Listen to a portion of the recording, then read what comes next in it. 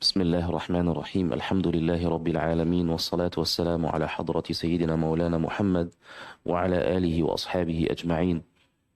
سبحانك لا علم لنا إلا ما علمتنا إنك أنت العليم الحكيم. اللهم علمنا ما ينفعنا وانفعنا بما علمتنا وزدنا علما يا أرحم الراحمين. اللهم افتح علينا حكمتك وانشر علينا رحمتك يا أكرم الأكرمين. أما بعد, so alhamdulillah, jazakumullah ta'ala khair for coming to this majlis, and I extend my gratitude and my appreciation to Academy Pemikiran Turath and to Nashr Quran Complex for hosting this program today and also tomorrow, inshallah, with a program on Ruh al-Ilm, and also inshallah on the day after with a public lecture on mental health. So alhamdulillah, I am honored and blessed and also humbled by the presence of all of you. So today, inshallah, I'll speak about the art of reading in the Islamic tradition. And let me begin by an introduction on the art of reading and the emergence of the art of reading in the Islamic tradition, and a short, concise overview of the different works that were authored in that field, or in this field of art of reading, inshallah. Many Muslims come to know the art of reading through the book, The Art of Reading, written by Mortimer Adler. And this is a copy of The Art of Reading by Mortimer Adler, but this is the second edition of the book. And probably also Muslims in the English-speaking world, they got to know the work of Mortimer Adler through Shaykh Hamza Yusuf, the workshop that he conducted at Zaytuna College on the art of reading. And if you, when you listen carefully, Shaykh Hamza, he mentioned that the work by Mortimer Adler, the first edition, it was by Mortimer Adler only. This one, the popular version basically of the book, is Mortimer Adler with Charles Van Doren. Charles Van Doren was the son of Mortimer Adler's friend. So Mortimer Adler's buddy, longtime friend, is Mark Van Doren, right? Mark Van Doren had a son named Charles Van Doren, also went through some sort of troubles and difficulties in his life. And it seems, wallahu a'lam, Allah knows best, that, Mortimer Adler was giving him a hand, helping, his friend's son. So he joined Mortimer Adler, Charles Van Doren, joined Mortimer Adler in the second edition of How to Read a Book. The first edition is shorter in length and deeper in meaning. So it's more rigorous, more academic than the popular version of Mortimer Adler's book. Now, having said that, obviously, remember, at the end of the day, I'm going to speak about the art of reading in the Islamic tradition, but since many of us come to know the art of reading through the Western works, this is why I'm beginning with them. Now, Mortimer Adler's work, whether the first edition or the second edition with the presence of Charles Van Doren and taking part in writing the second edition, it has a religious background. Before Mortimer Adler, there's a book by Isaac Watts. Isaac, I-S-A-A-C, Watts, W-A-T-T-S. He has a book called The Improvement of Mind. The book is in public domain, so you can find it easily online, PDF. You may find it on archive.org, public domain. And I think it was reproduced, republished, but again, it's public domain, so anybody can print it, right? If any of you start to, establish a publishing house, you can print the book tomorrow if you want.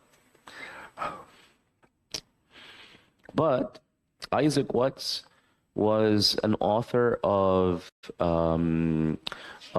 church hymns, the like poems that would be recited in the church. And he wrote this book, The Improvement of Mind, to speak about the skills that a student would need. So he spoke about listening, I believe note taking as well, a number studying skills, and then one of them there's a chapter on the art of reading. And Isaac Watts, as a Christian, he meshed his work with sometimes verses of poetry, Christian poetry, or verses from the Bible. And that was the line of authorship when it comes to the art of reading. Then Mortimer Adler, when he wrote his book, Mortimer Adler belongs to a movement or a philosophy in the West called humanism. And the humanism movement, they reproduced many aspects of the religious sort of scholarship and classical education, but in a secular form that is void of any sort of religious underpinnings or religious presence. Right? So when you read Mortimer Adler's book, How to Read a Book, you don't find any religious sentiments, at least, appearing obvious, explicit. You don't find any religious sentiments in there. So How to Read a Book in the West is an extension, by Mortimer Adler, is an extension of what was already present in the Christian classical education. There are many commonalities, in fact, between Christian classical education, especially Catholics, and the Islamic tradition. You find Shaykh Hamza sometimes speaks about the trivium. If you heard that, Shaykh Hamza Yusuf, if you heard of that, the trivium, which is grammar, logic, and rhetoric. That was the trivium was part of something called the liberal arts. And liberal arts is not the liberal arts in the Christian classical education is not the liberal arts that you find now in liberal colleges in the US, for example. Liberal here has a different meaning completely. Liberal, it stems actually from the action to liberate. And they said it's called liberal arts for one of two reasons. Either because it liberates the mind, or it requires that the one who takes that endeavor to be liberated from any worldly attachments. Right? Meaning, if you have any worldly attachments, you cannot succeed in that endeavor. And they tie that to the academy of Plato. They say Plato had his academy outside of the city. Why? Because he wanted to... It's an implicit message that students of knowledge should not be attached to the material world, right? Even when they did, for example, political philosophy, they did political philosophy, but they didn't do politics. See, so they studied political philosophy theories away from being active politically. See, so. Liberal arts, the origin of it was, are you fine with the AC? You sure? You're not cold?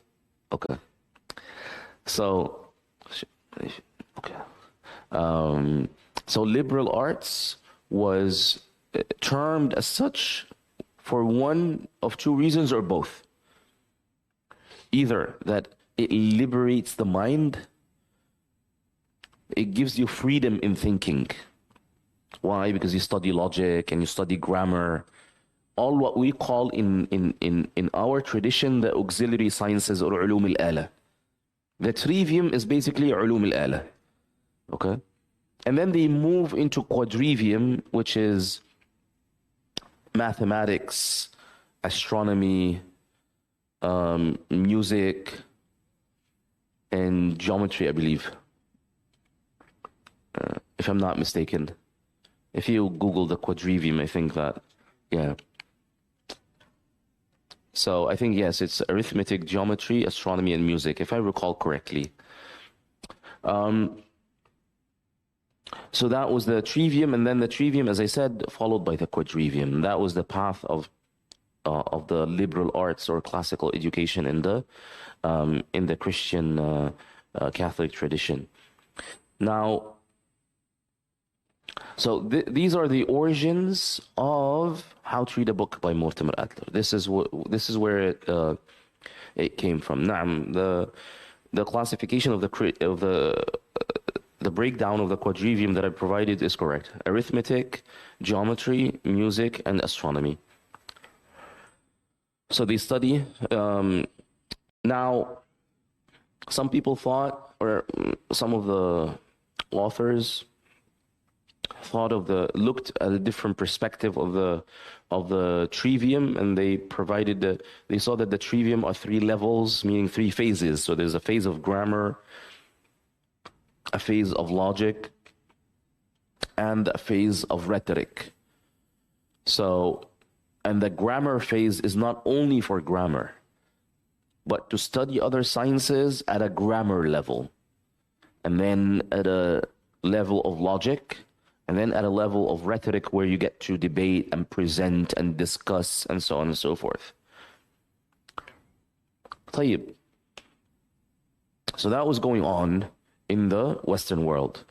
The reason I mention that so that when we come to speak as Muslims about the art of reading in the Islamic tradition, we can come then to appreciate what we have in our tradition. Again, many Muslims believe or think that the art of reading is something invented by Mortimer Adler. Well, number one, it's not invented by Mortimer Adler. It's something that was already present in the Western tradition, but prior the humanist movement. And it had religious background. So it's absolutely fine for us as Muslims to speak about the art of reading from a religious background. See? طيب, when we come to the art of reading in our tradition, there are different views on when it exactly emerged. A strong position that it emerged towards the end of the millennium. So we're talking about the 10th century Hijri, 900 plus. There could be a presence of the art of reading before the 900 plus, but that is another opinion, okay? So, in other words, regardless of the different opinions on when it exactly began, during the 10th century, all agree that there was writings, treatises, manuals on the art of reading began to emerge or was present at that time. So, did it begin then or did it begin prior? Something else. But all agree that at that period of time, it was prospering, it started to become prevalent, okay? Now, it is important when I say the art of reading and when did it begin, I mean did it begin as a documented, recorded, written science, not as a practice, okay? Sciences, they have different phases. The last phase is the writing. Right? So sciences first emerge in the minds of scholars, then they move from the mind to be used and practiced and verbally referred to, and then the last phase is to actually document that verbalization, that vocalization of this knowledge. It doesn't begin by the writing. So in other words, when Imam al-Shafi'i wrote a risala in usul al-fiqh, that doesn't mean that before Imam al-Shafi'i there wasn't usul fiqh. You may claim, and Hanafis will quarrel with you if you make that claim, that Imam al-Shafi'i is the first author in usul al-fiqh. So maybe some of you have heard the term al-mabad al-ashr before, the 10 principles of sciences. Amongst this is what is known as al-wadi', the founder of the science. The founder of the science is not the first one who used it. It's the first one who actually authored a stand-alone book in that science. See? Not only first one who wrote about the science, but wrote it in a stand-alone, meaning it's a book dedicated for that particular science. Okay? Why? If we take the science of hadith, for example, if you look at Sahih Imam Muslim, in the introduction, there are matters related to usul hadith. But they never mention Imam Muslim as al-wadi', as the founder of the science of hadith. Why? Because it was not a standalone. Imam al-Tirmidhi, in the appendix that he made with a sunan, which is known as al-ilal al-saghir, spoke about principles of usul hadith that Imam Ibn Rajab al-Hanbali later on explained and wrote a commentary in 2 volumes just explaining that appendix. And yet Imam al-Tirmidhi is not considered the founder. Why? None of them authored a stand-alone book from beginning to end on that subject. See? Then you find scholars, is it Ar-Ramah Hormuzi? Is it this? Is it that? Right? Why? Because they examine authors who wrote independent works in the science of usul hadith. So when we say the beginning of the art of reading, we mean the beginning of manuals that are dedicated specifically for the art of reading, and they are published or written by authors in a stand-alone form. It's not mixed with other sciences. Because you may find principles related to the art of reading in other books. You find in Al-Mato'li that you may have a PDF of, you find that I have at the end an excerpt, a short chapter by Ibn Khaldun on the art of reading. But Ibn Khaldun, when he spoke about issues of the art of reading, he didn't speak about it as an independent discipline. And this is why he is he's the earliest scholar of all of the scholars listed in front of you on the cover page. And yet I made his treatise at the end for that purpose.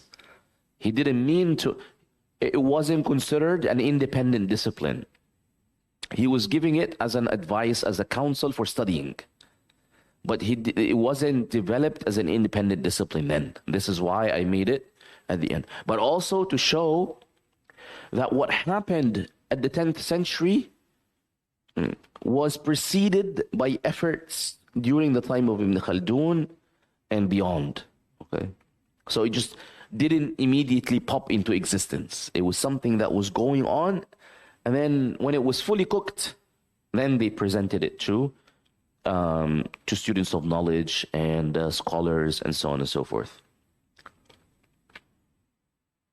طيب. So far so good. Any questions thus far about the beginning of the art of reading? طيب. At any time, if you want to ask a question, you may raise your hand.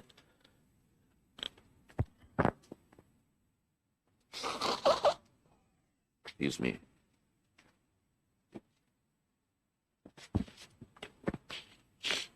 One of the things that I'm trying to be acquainted with here in Malaysia, going into the AC and outside of the AC, back and forth, I'm that's why I'm wearing this. But the thing is, like, I wear this so I feel good with the AC. But then once I step out from the AC with this, I start sweating, and then I get into the AC again. So yeah. But anyways, alhamdulillah.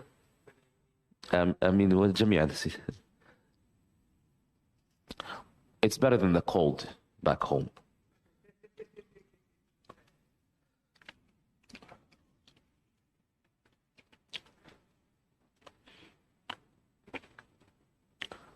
Okay. Is there any sort of connection from the West tradition, how to read books, our tradition, any sort.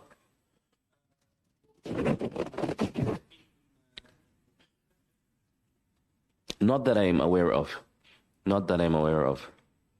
I mean, it doesn't have to be that they actually benefited from us. Because in a sense, we also benefited from the Greeks. So even if they benefited from us, I mean, it's fine. It's normal. It's not like one of those incidences of they benefited and then they try to hide it. No, I don't see any of that. I don't see any of that. I actually don't see an obvious connection that they actually read our works. I don't see that happening. I mean, in medicine, they quote, Abu Bakr al-Razi and Ibn Sina freely. Yeah, but I don't see that with the art of reading, no. Yeah.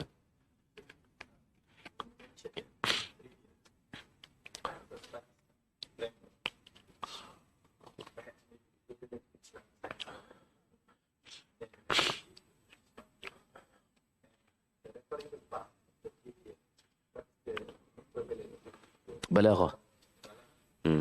But balagha, not necessarily the theoretical aspect of balagha, but also the practical aspect of it.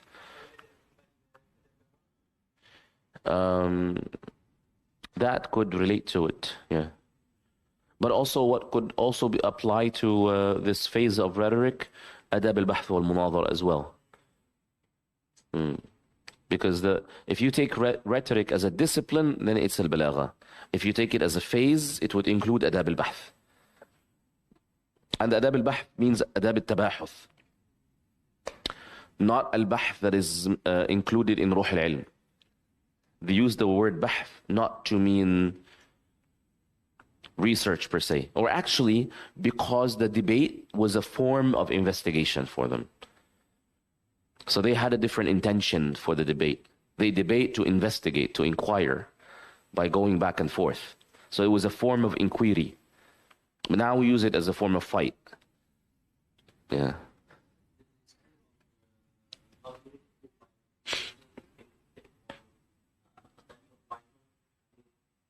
Yeah, that's what I'm saying. Exactly. That's what I'm saying. That it has religious underpinnings. Exactly.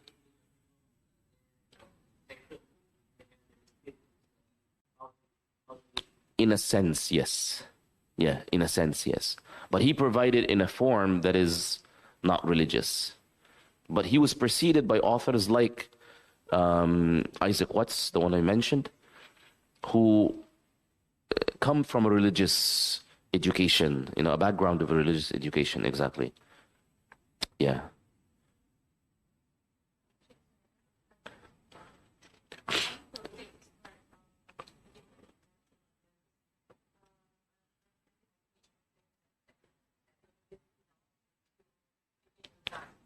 To begin by Mortimer Adler's book. Yeah, at the end of the day, it's a good book, right?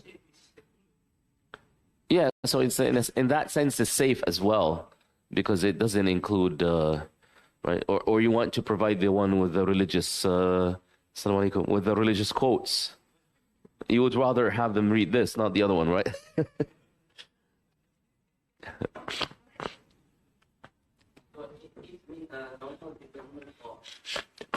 I'm sorry?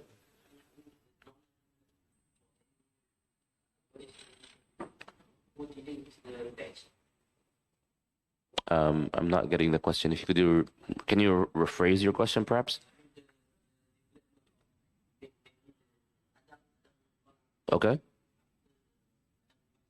True. It did come after Adab al-Bahth wal-Munadhara, and that had the authors of Adab al-Mutala'a themselves, some of them perplexed, confused of why that happened.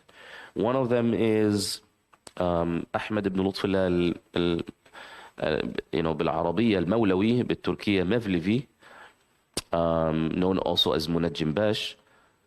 In the beginning of his book Fayd al-Haram, he mentioned, he said, then comes a question, why did Adab al-Mutala'a, why was it delayed?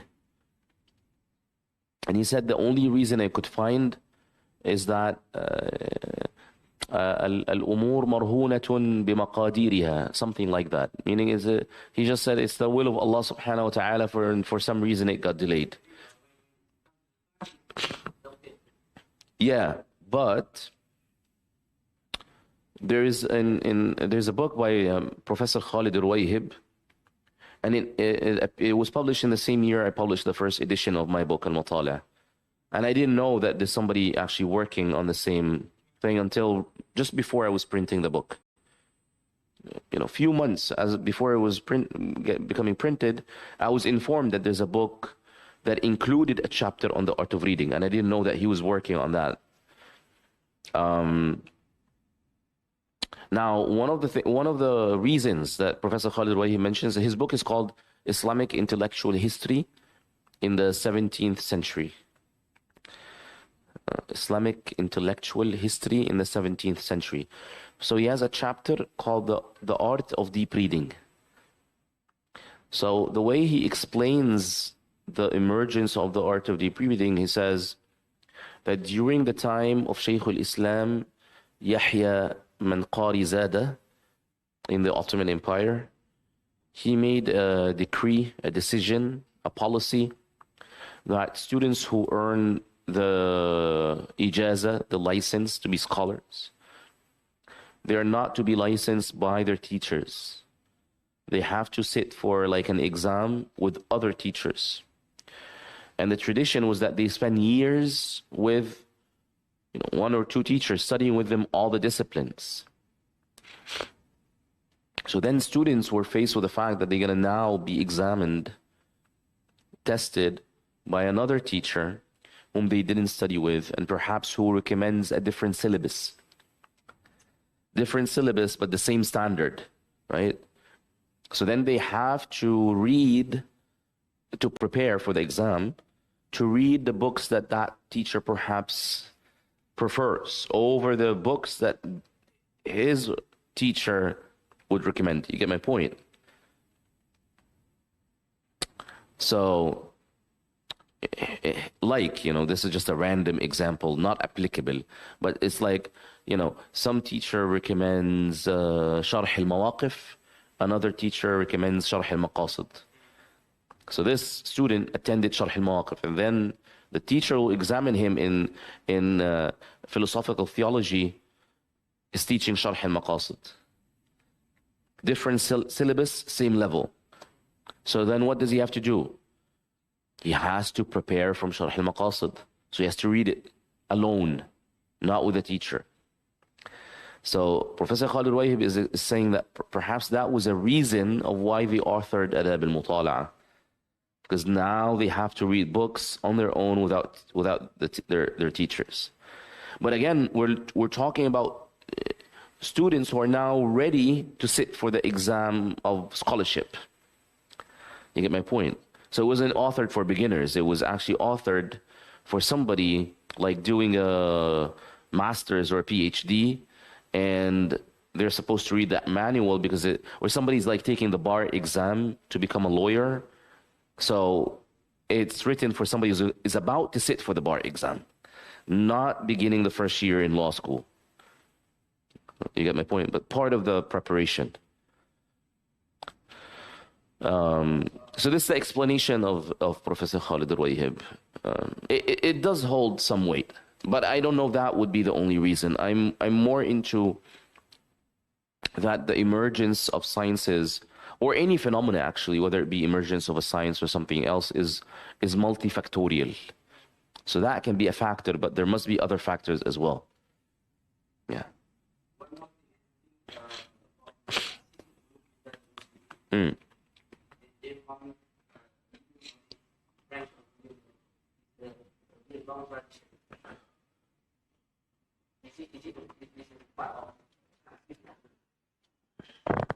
تأسيس العلوم.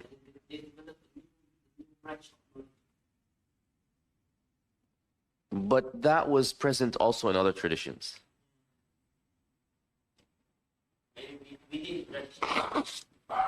Look, I mean, there are sciences that are exclusive to our tradition, but then there are other sciences that are not. So some of the religious sciences are exclusive to our tradition. When you speak about fiqh, hadith, tafsir, so on, these are exclusive. Islamic sciences in a sense. But philosophy is not exclusive. Logic, whether you consider it part of philosophy or a tool for philosophy, not exclusive. Medicine, not exclusive. Mathematics, not exclusive. Astronomy, not exclusive. I could go on and on. Arithmetic, not exclusive. Geometry, not exclusive. See?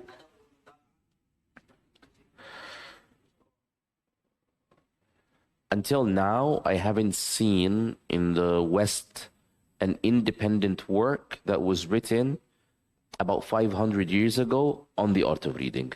So, عدم العلم ليس علما بالعدم. Not because we don't know that there is a book, that would means that they don't have.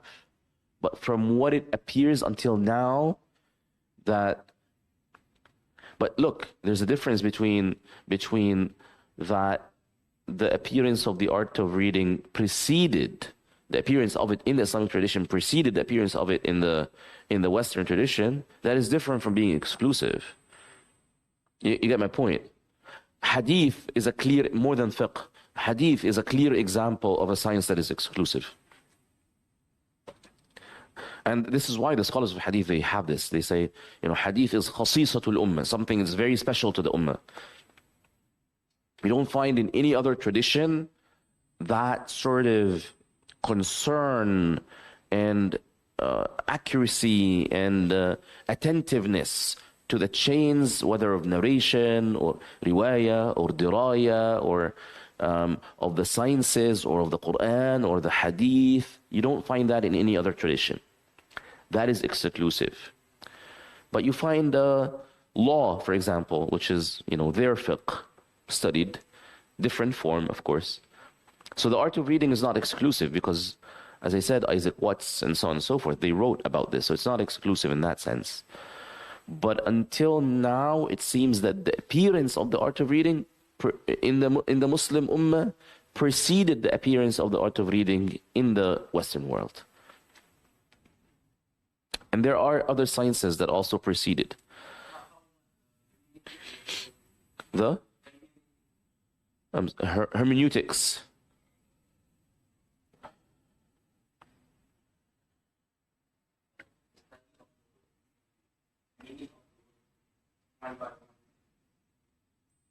But hermeneutics is broader than that. I mean, hermeneutics is also part of usul fiqh in a sense. Yeah, that sort of mabhath in usul fiqh precisely, or mabahith rather, these sort of aspects in usul fiqh. Perhaps exclusive, or at least it was exclusive for a long period. Correct. Yeah. Barakallahu ta'ala feekum. But see, you could find perhaps books now in the Western tradition from their language to discuss hermeneutics, right? But you wouldn't find works on chains of narration as you may find it here. They study our books on chains of narration. But you don't find like Jarh Ta'dil and the classic biographies of narrators and evaluation and assessment of their narrations and so on and so forth, and all of the different works that serve that, that group of sciences. You don't find that. So hadith is very unique in that sense, more than any other science in our tradition.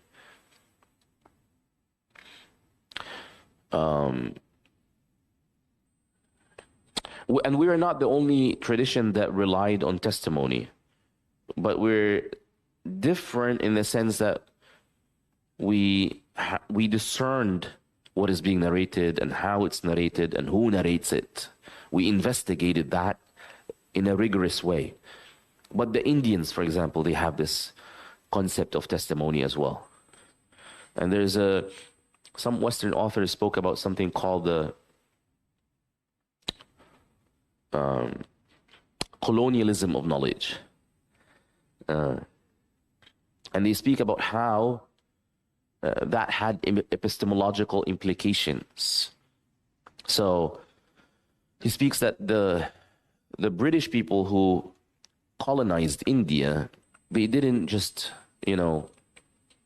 bring a different worldview, but a different epistemology as well, that had emphasis on certain sources of knowledge different than what the source of knowledge were for the Indians. Colonization of the Brits apply to the Indians in a sense, that you start to think epistemologically in the same way.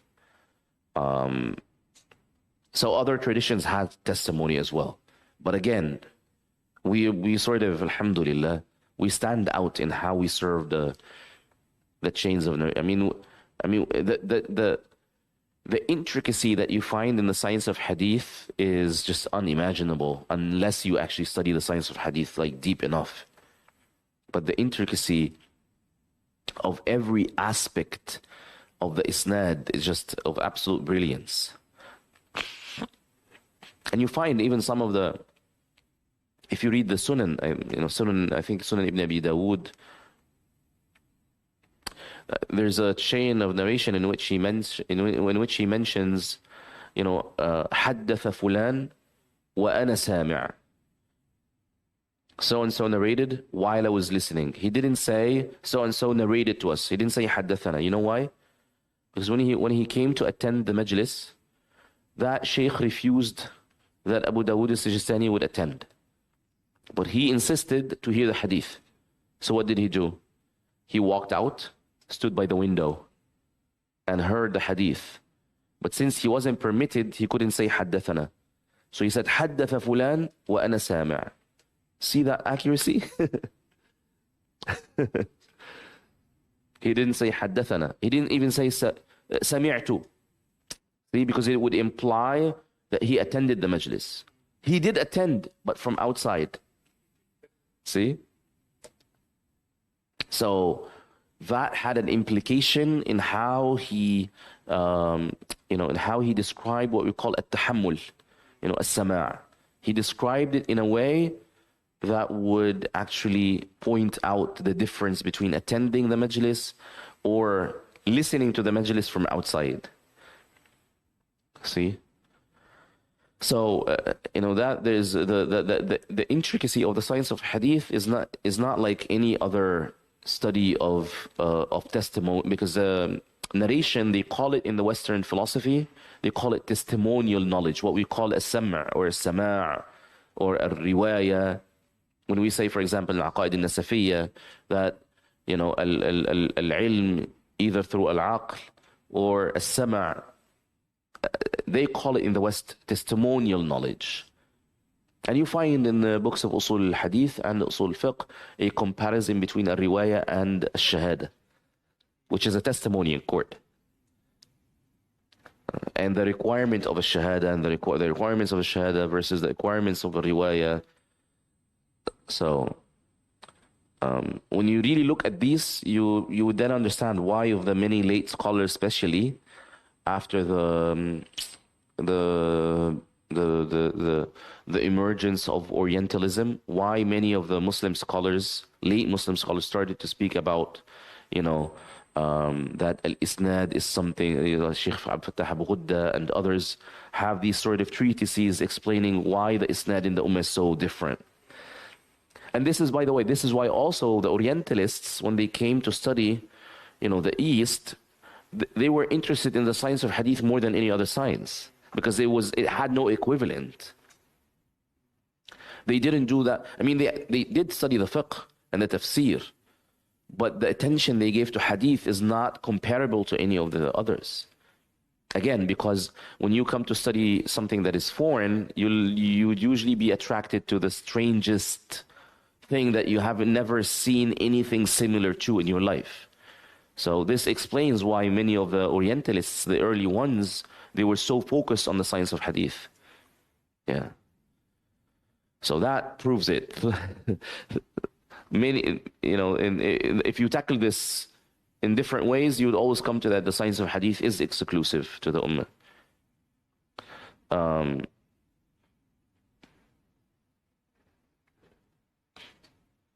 And all other sciences that could be exclusive, like Shama'il, for example.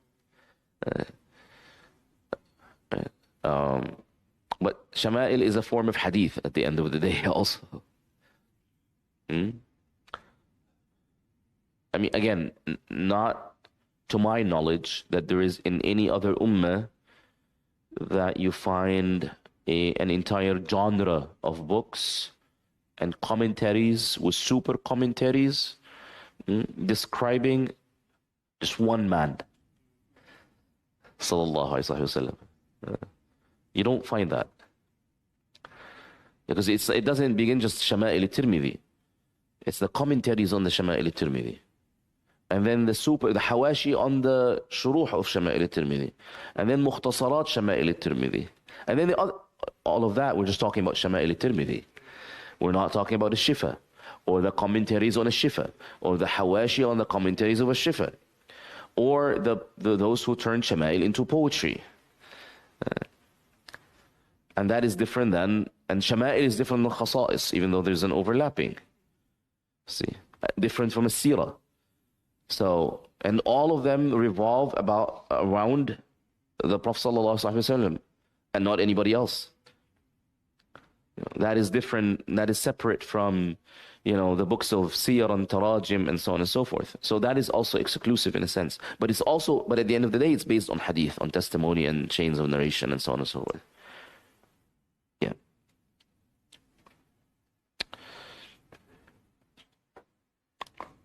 طيب.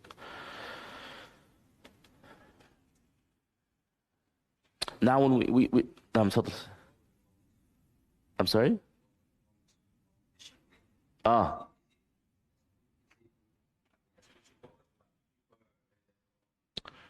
I'm not sure if it's exclusive. Maybe the amount of details in the dictionaries are exclusive. The details itself, but not the concept of a dictionary, but how dictionaries are actually compiled, and the length of and the subtleties and the nuances between the words, that could be exclusive to the Arabic, but not the concept of a dictionary in itself. You get what yeah.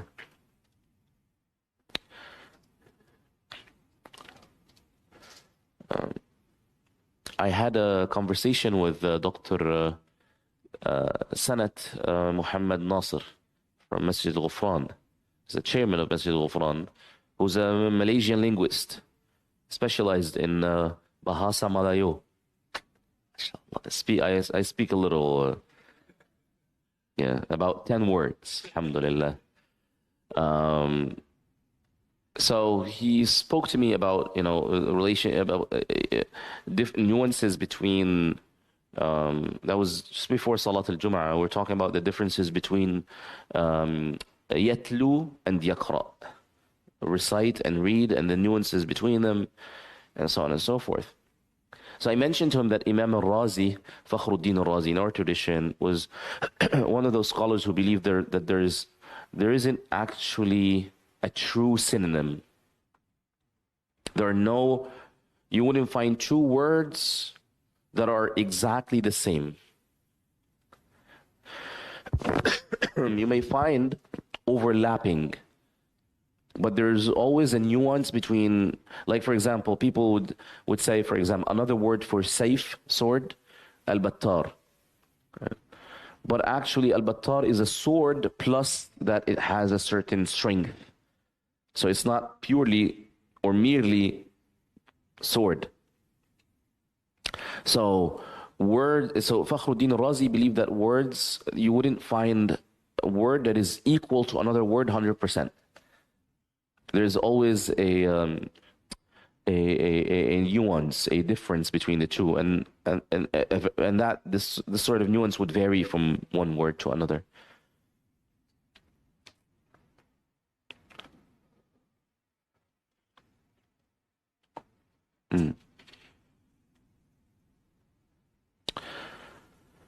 Okay, so now we come to speak about the works that emerged in the Islamic tradition on the art of deep reading. The most common book, or let's say the most common manual rather, that has been, through my survey, present all over the Muslim world in different libraries where their manuscripts are kept, that was copied, that has many copies throughout the Muslim world. Perhaps the book that has the most number of copies is the treatise is the treatise on Adab al-Mutala'a by Hamid al-Ghifari.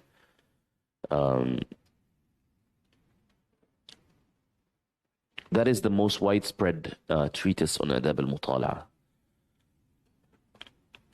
It's not necessarily, I mean, there are more in-depth treatises and manuals, but this is, according to an opinion, this is the first manual that was ever published, that was ever written. And all in all, even if it wasn't the first, though this is a very strong position, all in all, the Risala fi Adab al-Mutala by Hamid al-Ghifari is the most widespread treatise of all of them. So in a sense, he's the one that inspired all others. And I believe Ahmed ibn Lutfillah al-Mivlivi, when he was referring that he stumbled across a short treatise in Adab al-Mutala, I believe he was referring to that one, because that was the one that was prevalent, that was present all over.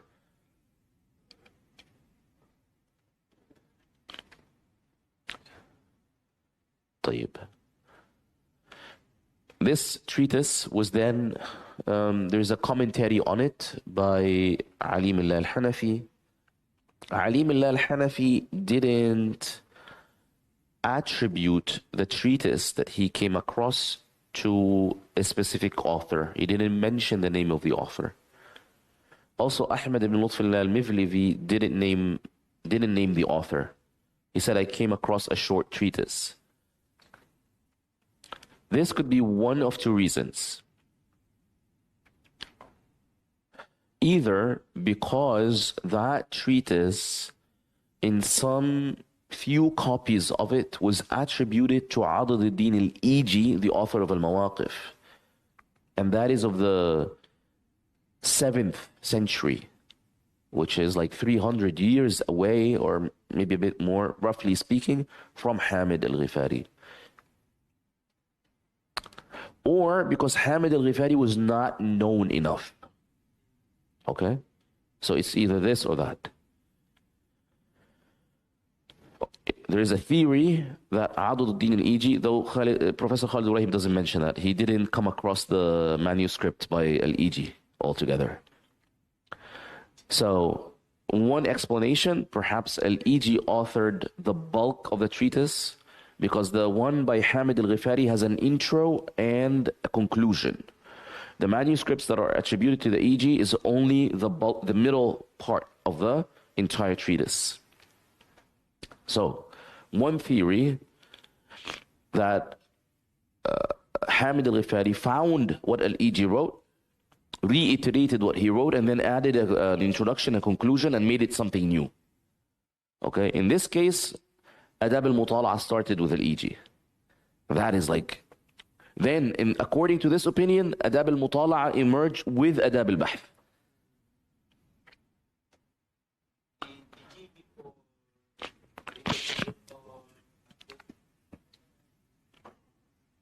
I think before.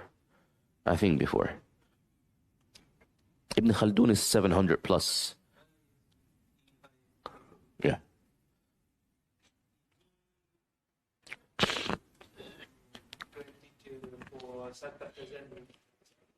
Direct teacher. Yeah, direct teacher of Sa'd Taftazani. So this is one explanation. The other, as I said, would be that Hamid al-Ghifari was not known, so they didn't know how to describe him, so they just left his name out. So that's the other explanation. طيب. So Alim Allah al-Hanafi authored a commentary on the on the Risala of Hamid al-Ghifari. Ali Milal al-Hanafi, also not widely known. He's a Hanafi scholar from an Indian descent that lived in Mecca. Perhaps about 200 years roughly after Hamid al-Ghifari. Now, roughly speaking. Now note, so Hamid al-Ghifari wrote this treatise, Ali Milal al-Hanafi wrote this commentary on it. Then the Risala itself by Hamid al-Ghifari with the Sharh of Ali Milal al-Hanafi, some of the late Shafi'i scholars sort of took the two, the Matn, the primer by al-Ghifari, with the commentary, and they meshed them together, changed some words, which we call in Arabic أعاد سبك الكتاب, like to reproduce the book in a different form. Okay, so you take a book and its commentary, you put them together, not as a text and then explanation, right? But you put them together, you merge them together, and you change some of the words to make a new, longer manual. So let's say, for example, the manual by Hamid al-Ghifari is 2 pages, and the commentary on it is 10 pages. So what they do, they mix the two together, they abridge the commentary, rechange some of the words, and make a short manual that is like 4 or 5 pages. So it's longer than the manual and shorter than the commentary on it. So it's like a reproduction of the book. Some of the late Shafi'i scholars, and you guys are all Shafi'is, I'm the only non-Shafi'i in the room. So it's because Ali Milal al-Hanafi is a Hanafi, so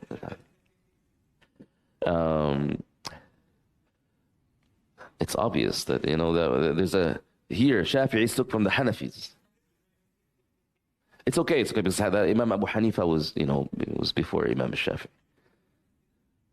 I shouldn't say more than that, so that when I return back, Imam al-Shafi'i doesn't, you know, radiyallahu anhu. So some of the late Shafi'is from Yemen specifically, because Yemen is connected to Hijaz, right? So whatever's going on in Mecca and Medina, you know, is like present in Yemen already. So Matlab al-Iqadh, which is a book on the Shafi'i terminology, the author of it, Al-Allama al-Faqih, included an introduction on Adab al-Mutala'a. When you read the introduction, it is that new composition. See? And that also, that introduction by Al-Allama al-Faqih was then reiterated in Al-Fawaid al-Makkiyah as well. So, which is again another book on the Shafi'i terminology. Interestingly, that Hamid al-Ghifari used to live in Persia. So a Persian scholar who was more into philosophy, kalam, and balagha. The works that we later on that I found for Hamid al-Ghifari were all hawashi in ilm al-kalam and falsafa and so on and so forth. Then that treatise traveled across the Muslim world, different places, reached a Hanafi scholar in Hijaz, wrote a commentary, then reached scholars in Yemen. They took them, you know, reproduced them in a new form, and then they started to include this introduction. So there's a introduction, Matlab al-Iqadh, then it's taken from Matlab al-Iqadh, put in Al-Fawaid al-Makkiyah. Then Al-Fawaid al-Makkiyah was published in Cairo, Egypt in the early 20th century at Mustafa al-Halabi in a compendium called Saba' Kutub Mufida, 7 beneficial treatises. One of them is a treatise called the Fawaid al-Makkiyah. Fawaid Makkiyah is a book, again, on the terminologies of the Shafi'i madhab. So it included a chapter on Adab al-Mutala'a. See how this concept of how to read a book, the Adab al-Mutala'a, traveled through the Muslim world. So, but not many people were attentive to that. That when they open Sab'a Kutub Mufida, any Shafi'i student who comes to Egypt to study Shafi'i madhab, they usually go by Sab'a Kutub Mufida and they read Al-Fawaid al-Makkiyah. But when they come across Adab al-Mutala' and Fawaid al-Makkiyah, they don't realize that that started, 400 years before in Persia by a scholar who was not into Shafi'i fiqh. But this is how it got disseminated through the Muslim Ummah. And you find copies of Adab al-Mutala' by Hamid al-Ghifari in Harvard, in Egypt, in Iran, in Turkey, and different libraries. Was it translated? I think it was translated to Persian. I think it was. But I'm not sure because I cannot read Persian, but I came across a treatise in Persian and it was described in the catalog as a treatise by Hamid al-Ghifari. But then when I came to open it, it was in Persian. So one explanation that the person just, the one who's doing the cataloging of the manuscripts just made an error, or it's a translation of it, but I cannot tell because I don't know Persian. I intended to learn Persian, but now it's going to be Malayo, so you will have to wait until I perfect my Malayo, then we can go to the Persian, inshallah. يعني ربنا يدينا ويديكم طولة العمر إن شاء الله. Because it seems it will take me a while with the Bahasa Malayo. Everybody's telling me it's easy, but I keep messing up on the pronunciation, and we don't have to tell anybody about what happened the day earlier. So, but like I'm starting to just memorize statements. That's much easier than doing the words. Yeah. I'll mention some of them at the end, inshallah.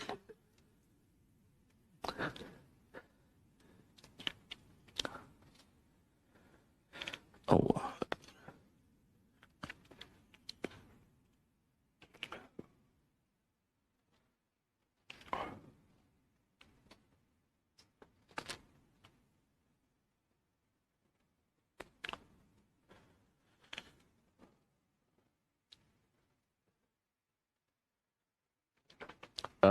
After Alim al-Hanafi,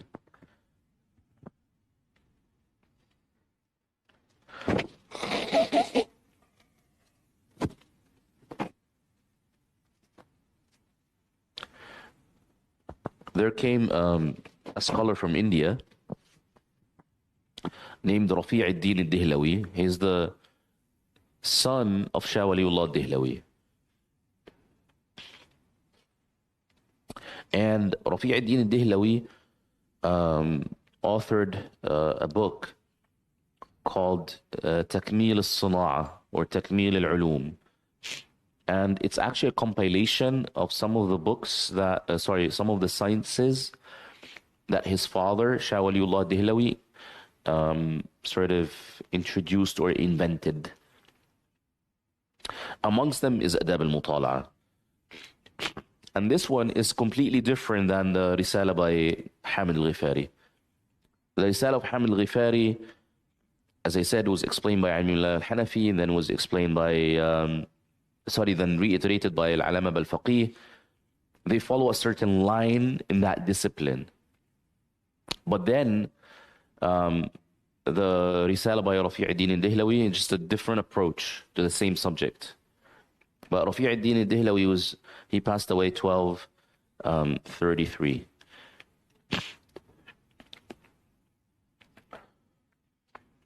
So it's by Rafi' al-Din al-Dihlawi, but the origin of it is the father, Shah Waliullah Dihlawi. But we attribute it to Rafi' al-Din because he's the author of the book.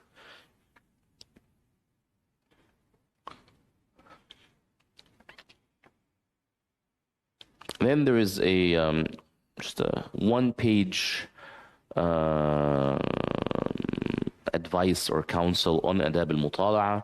It's attributed to Sayyid Sharif Jurjani, and that is of the 9th century, so that is before Hamid al-Ghifari. But also attributed to another scholar called Shuja' al-Din, who has a hashia on Sharh al-Aqaid al-Nasafiyya. So that is still in question.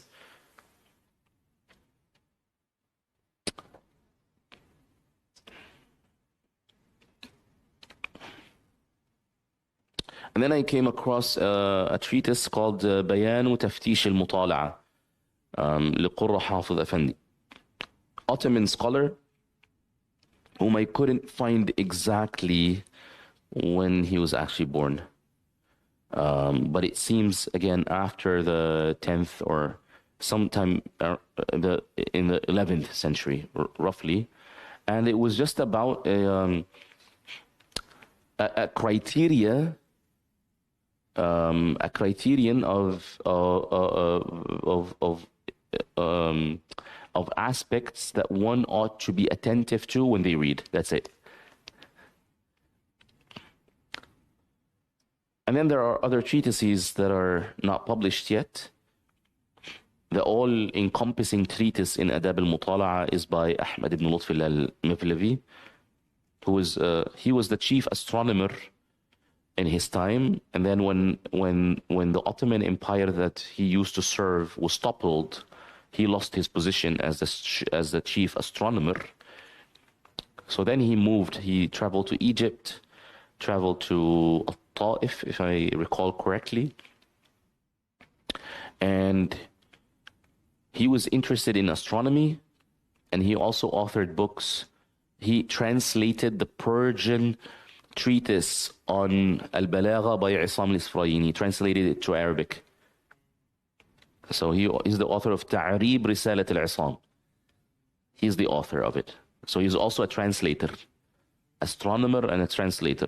So he's also interested in Balagha.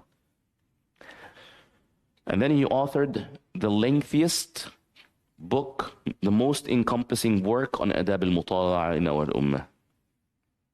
Fayd al-Haram fi Adab al-Mutala'a. And he writes an introduction on the different the phases of learning and the different capacities of the 3 capacities of learning.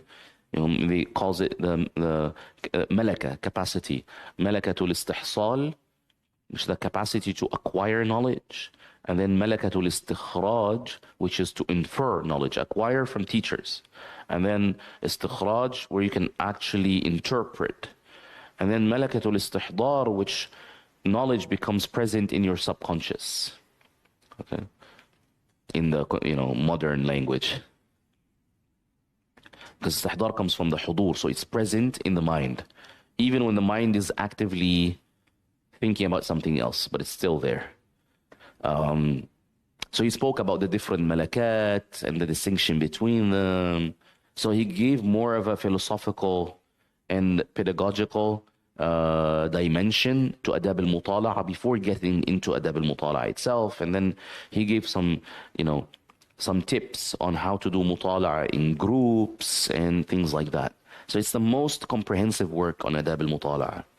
Then this book was abridged by Shihab al-Din al-Manini, who's a Shami linguist. It was abridged by Shihab al-Din al-Manini, and he wrote a book on some of the intricate matters they call al-fara'id al-nahawiyya, some of the issues that are intricate in al-nahu. And then he made an appendix at the end of the book. It's called Dhayl in Arabic. Dhayl literally would mean a tail, so it's coming at the end, but they use that word to mean appendix in books.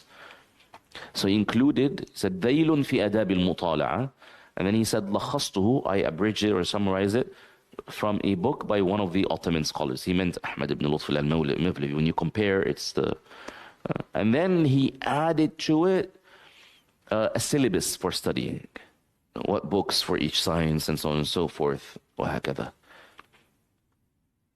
So that is an extension of Fayd al-Haram by Shihab al-Din al-Manini.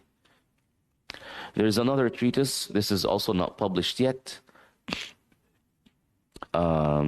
maybe published as a in a journal, in one academic journal in Turkey, but not published as a separate book. Shahabuddin al-Manini's book wasn't commercially published, but it was edited as part of a thesis for a postgraduate study in the Arab world on the Fara'id itself, on the book. But it wasn't a study for the Adab al-Mutala'a. We're about to finish the history of Adab al-Mutala'a, but I'm just giving you an overview of what happened in the Muslim world in terms of Adab al-Mutala'a. What is interesting is you could see some scholars and researchers, they come across Adab al-Mutala'a, but they don't give it the due attention. Some of the Adab al-Mutala'a. I was like, yes. Is that the term you used? I'm like, no, that's in the manuscript. And he couldn't believe until I actually showed him the manuscript. So this says a lot about, that it became sort of disappearing in the Muslim tradition. In the Arab world. Because in India, they're still present, and they actually write, there's a contemporary works on Adab al-Mutala'a in Urdu. I also came across that, but I couldn't understand it because I don't know Urdu. And I planned that Urdu would be after the Persian, but now it have to go down the ladder. That's probably, before I enter the grave. So it has to wait after the Bahasa Malayo and then the Persian, and who knows, maybe the Ottoman Turkish would be inserted at some point, because these are the traditional languages that were used. The Jawiya, not the Bahasa Malayo, right? Yeah. Is there a different? I don't. We can talk about that later on. Anyways,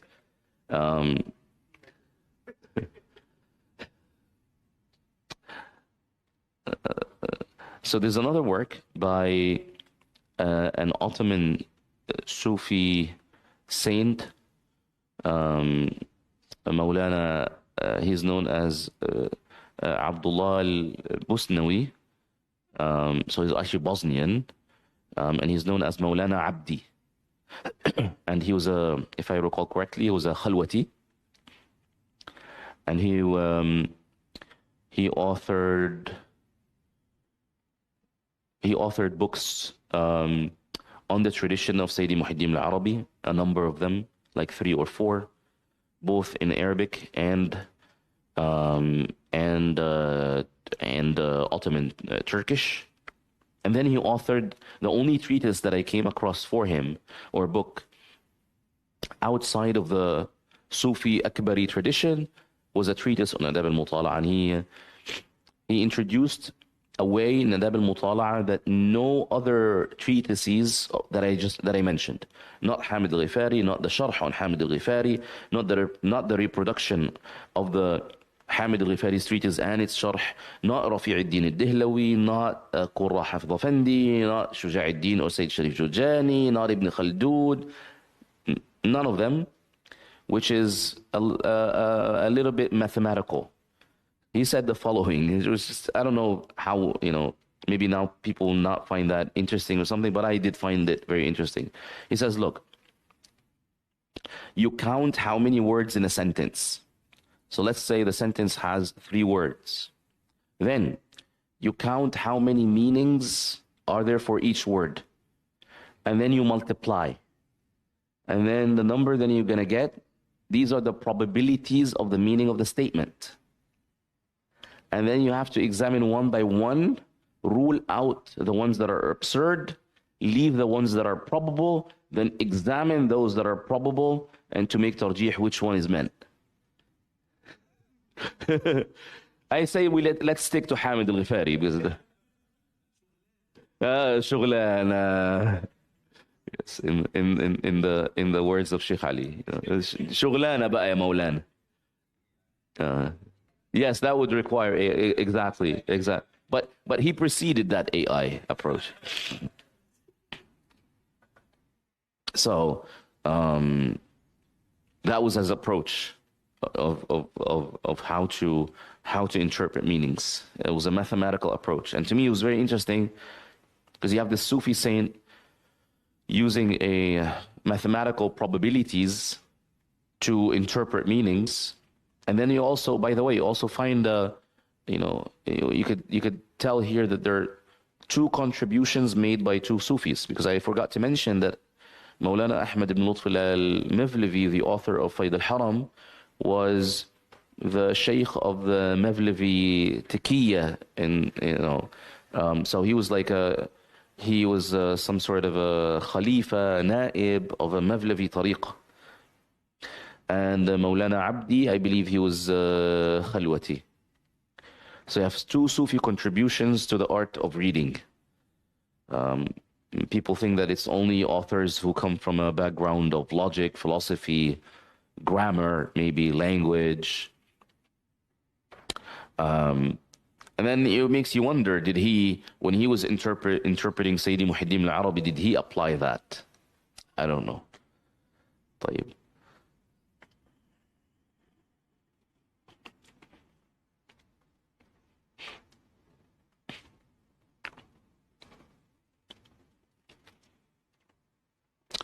Okay. Should we take like 5 minutes break and then continue inshallah? طيب خلاص. Yeah, about to finish inshallah. طيب خلاص, we'll take 5 minutes break inshallah and then continue with one of the treatises. I'll read the Arabic, translate the English and explain it inshallah. Alhamdulillah.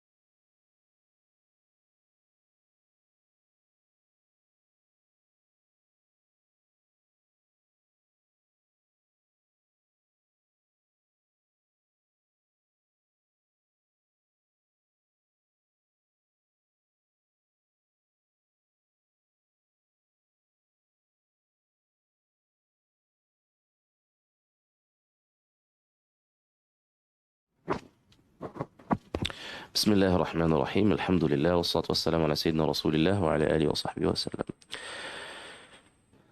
So inshallah now we move to we'll go over the treatise by Maulana Hamid al-Ghifari. It's the first treatise in the book, and as I said, it's the most prevalent in terms of its presence and the number of manuscripts in the different libraries in the Muslim world, in East and the West, basically. So we'll begin by that, inshallah ta'ala. We can skip the author's, preface and begin immediately from page 84, where he says, هذه رسالة في آداب المطالعة. This is a treatise on the art of reading, or if you want to call al-mutala'a the art of deep reading, as Professor Wahib would translate it. مشتملة على مقدمة ومقصد ووصية. So it encompasses an introduction.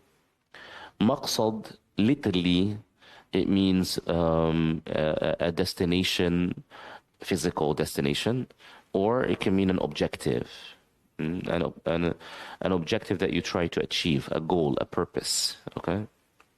So al-maqsad, for somebody who's traveling, that's a destination. For somebody who's trying to learn something or do an action, their maqsad is their objective. It's their intention in a sense as well.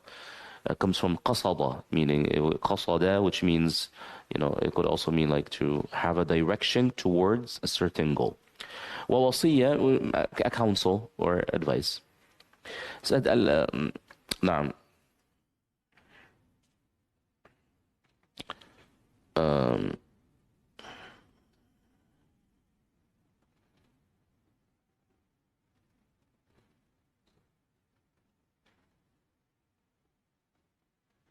نعم ألفتها بالتماس طائفة من الأعزة والأحباء. So he authored this treatise because there were some of his peers or friends or even students, because maybe al-Aizza wal-Ahibba are students of his. Meaning people who are dear to him, asked him to write in that. وَجَمَاعَ مِنَ الْأَخِلَّةِ وَالْأَصْدِقَاء. This is clearly friends or peers. لِتَكُونَ هَدِيَّةً مِنِّي عَلَيْهِمْ وَعَلَى سَائِرِ الطَّالِبِينَ لِلتَّرَقِّي فِي التَّدْقِيقِ. So that it will be like a gift from me to them and to also other seekers of knowledge. لِلتَّرَقِّي, meaning to go up the ladder of تدقيق. Here he's using it linguistically, which is a tadqiq, which is to actually give great attention to the intricate details. That is tadqiq, like to have a sharp focus to understand the depth of something. That is tadqiq in this context.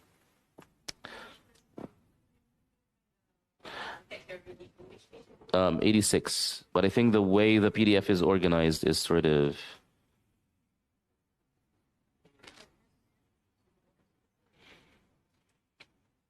Did you find it? Yeah. How do you say 86 in Bahasa Malayo?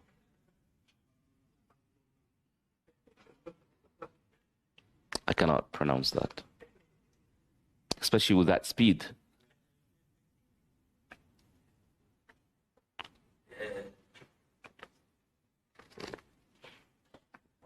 Find it? Found it? No? Okay. You have it though? Okay. نعم. للترقي في التدقيق والمتصدين لسلوك طرائق التحقيق.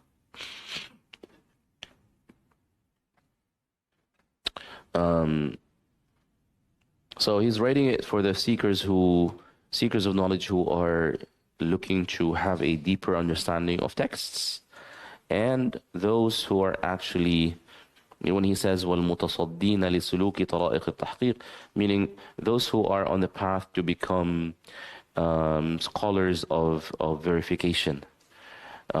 During his time, actually after the 8th century, emerged a a wave or an approach, a scholarly approach called tahqiq, right? Which is to investigate some of the previous settled positions, especially theological ones. Okay? Theological is not creedal. There's a difference between aqidah, creed, and theology. Theology are matters of, they're not necessarily matters of belief. They are principles or positions by which we can defend the deen, but they're not the deen itself, right? So many, the likes of Sayyid Sharif Jurjani, Taftazani, even some of their teachers like Al-Iji, Abhari, they are not, you cannot classify them, for example, as pure Ash'ari, right? In that sense, they're called muhaqqiqun. So they verify.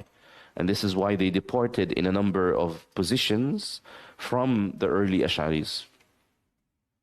Same thing applies for the Maturidis as well, and so on and so forth. So he's now saying that this treatise is authored for those who are interested into this, deep interpretation, deep understanding of texts, and also for those who are on the path to become verifying scholars of verification. Meaning that they have some sort of an independency from settled positions.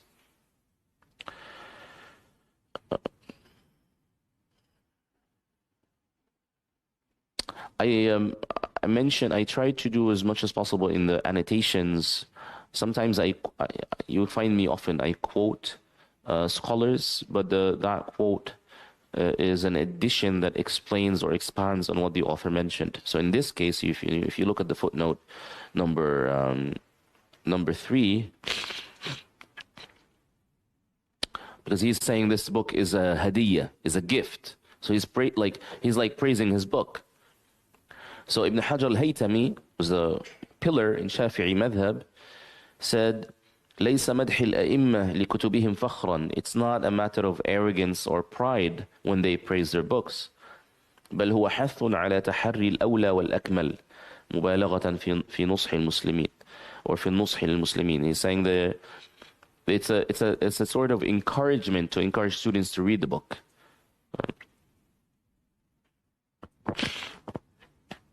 But also it says how much they analyzed. So in other words, because Ibn Hajar al-Haytami is saying that when he is in his commentary on Al-Minhaj by Imam al-Nawawi, so in the introduction he's explaining why would an author praise his book. See, so meaning every time you come through a praise of an author, they had to explain why did he do that. And note something as well.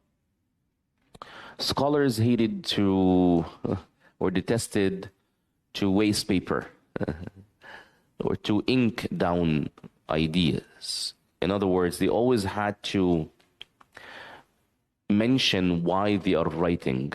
You rarely find a book, a treatise that is written, especially if it's going to be written as a textbook, they rarely write the textbook without saying the reason behind writing it.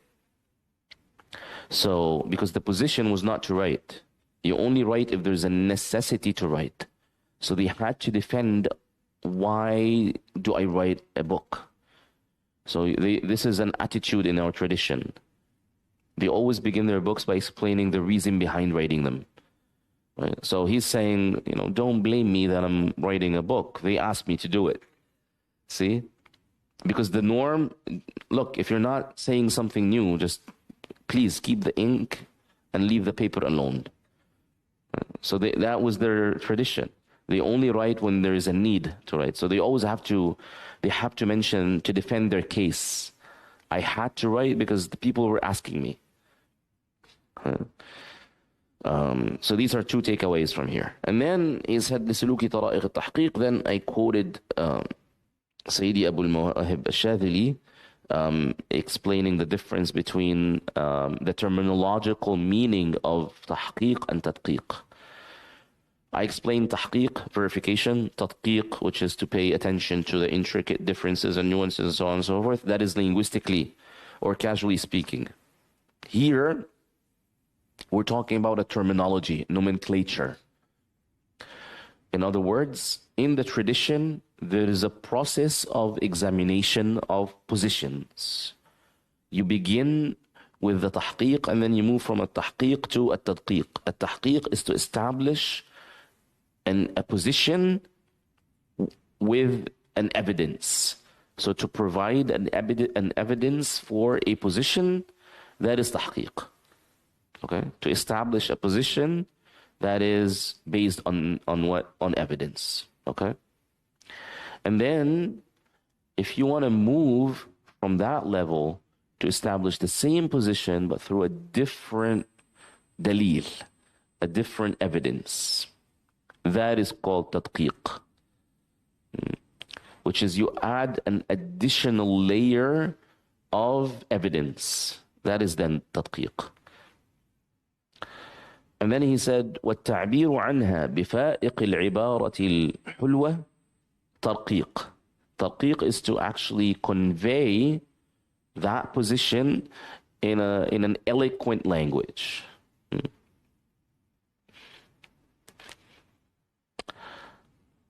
And then ومراعاة علم المعاني والبديع في تركيبها تنميق. Tanmiq is to you move from not only choosing the best of words, but the best of composition. So tarqiq is on the level of word choice. Tanmiq is on the level of composing these words that I chose. Tanmiq, you pay attention to the words in and of themselves, the word itself. Naam. So this is the word choice is the tarqiq. Naam. Tanmiq is when you look at the statement altogether, the composition of the statement together. So you move from the singular to the compound. So again, to establish a position with an evidence, tahqiq. To establish the position with an additional evidence, tadqiq. Right? To use eloquent words, suitable words, appropriate words. Now we're not talking about the composition of the statements, the word choice only. That is called tarqiq.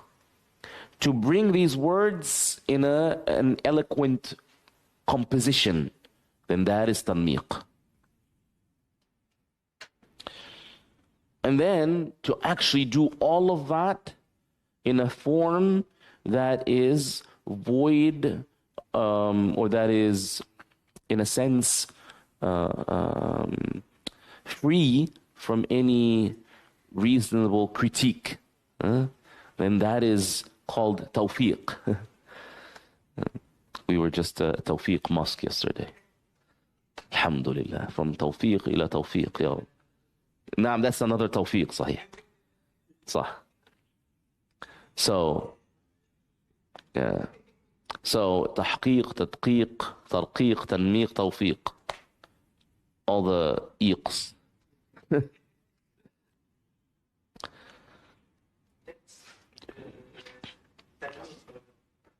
That I just said. MashaAllah. MashaAllah.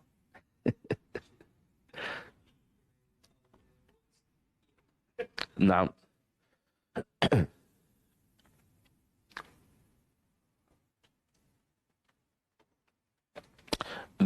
in Tuhfat al-Muhtaj by Ibn Hajar al-Haytami,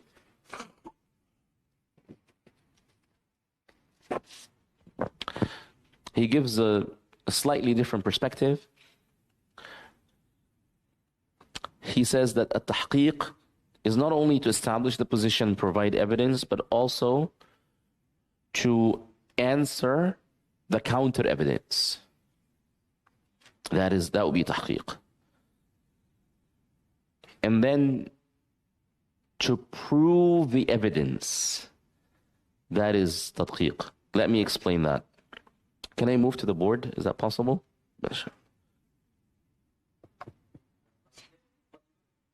Yeah, well, exactly. أحسنت. أحسنت, yes. So if I say, for example,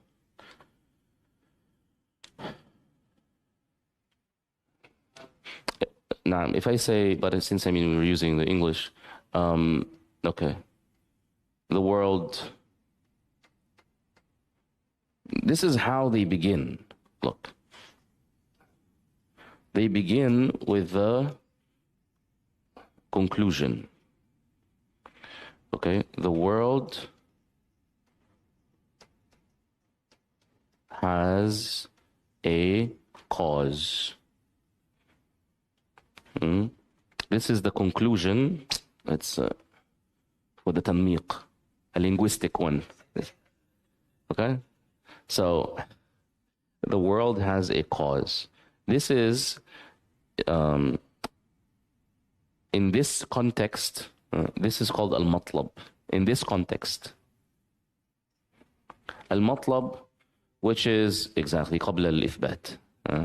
Al-matlab means what you aim to establish, the position that you aim to establish. Yeah. By the way, this name for this will change after I provide two premises. You get my point? You're following? So scholars, they don't begin with premises. You begin by conclusion. That's your position. And then you look to prove that position through premises. Okay? الدعوة, if you are in a مناظرة. So المطلب, no, I'm sorry. المطلب, you as a scholar on your own. But if we are in a debate and you're presenting me this, I wouldn't call it matlab. I would call it da'wah, claim. See?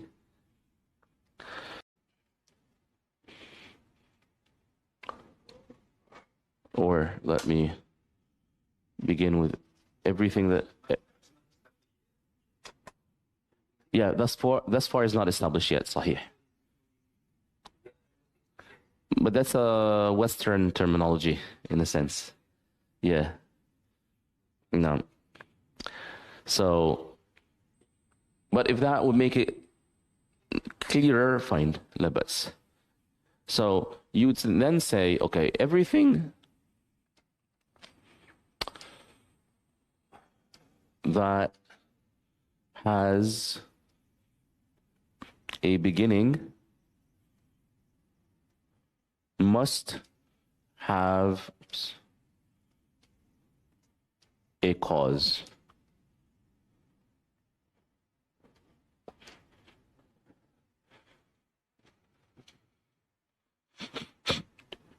The world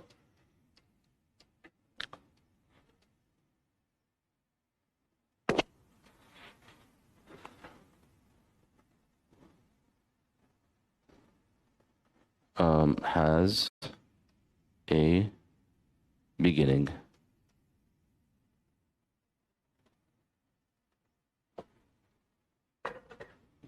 Okay, so what do we do?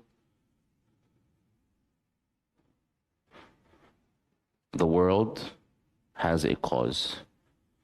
Okay, this is what we call al-hadd al-awsat. طيب. So now, since I established two premises, this is not called al-matlab anymore. It's called al-natija.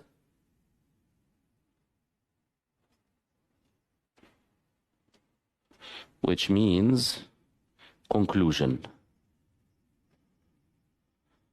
So, this, the entirety of this, is a tahqiq.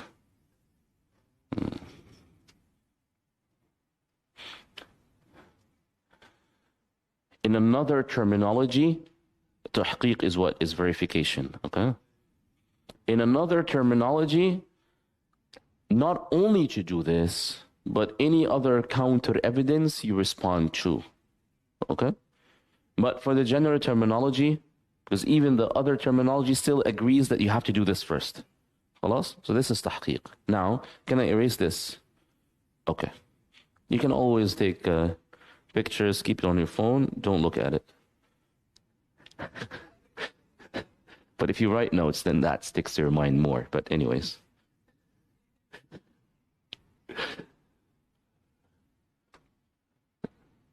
Okay. After this, I should go, anyways.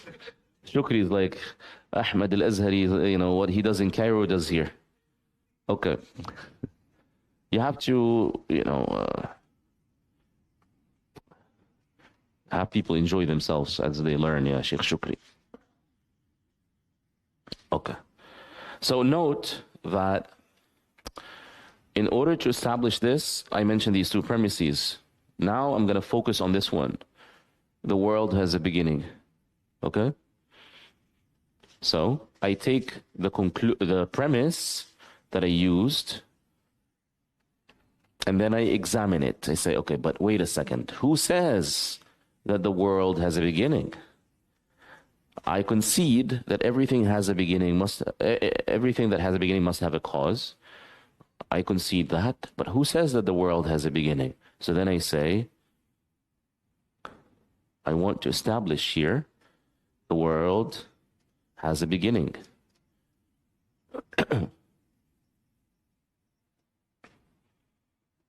I want to establish this. See, this was a premise in the previous syllogism. We said this. It was here. The world has a beginning, and then we said the world has a cause. Right? So what I did, now I come to this one. And then I question it. So I make it here. Matlab again. And then I say, everything that changes has a beginning.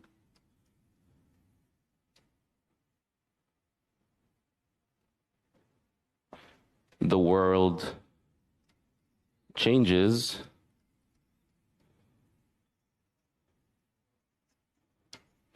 so the world has a beginning. According to the terminology that we just used, this step now is called tadqiq. Why? Because I added an additional layer of evidence. Not only I proved my conclusion, I proved the premise of my conclusion. So this is the second conclusion I have now. But actually this second conclusion is a premise. The previous one, you get my point, or you're losing me? Yes. Sometimes we say, okay, look, the question in theology, does the world have a creator? Does it have a cause? Does it have an originator? So we say the following: everything that has a beginning must have a cause. The world has a beginning, so the world must have a cause. See? But somebody will come and say, okay, we agree. Anything that has a beginning must have a cause. We agree, yes. But who said that the world has a beginning? So they're questioning a premise in my evidence that the world has a creator or has a cause. They're questioning my evidence. Which one? The premise that says that the world has a beginning. So I go, okay, I will prove that premise for you. So then I take the premise, turn it into a matlab, and therefore eventually a conclusion, and I prove it through this syllogism. Then I provided two layers of evidence. An evidence for my original position, my starting position, and then an evidence for the premise that I used to prove that position. Okay? Oh, of course. Until we reach the point of necessary knowledge. And this is why we're proving this. The world has a beginning. And we're not proving everything that has a beginning must have a cause. That you cannot prove. You cannot provide a proof for, because it's necessarily known. If it goes on forever, no conclusions will ever be made. They mention that in the books. قالوا لو تسلسل إذا لا يتحصل. You would never have a conclusion. If you go forever, one step, prior, then you will not be able to establish any knowledge whatsoever. Islamic, non-Islamic, religious, or you have to begin from necessary knowledge, and then you base on it knowledge that is inferred. But not necessary knowledge is something that you don't reach by reasoning. It's necessarily known. This is not necessarily known. I'm sorry, Sidi?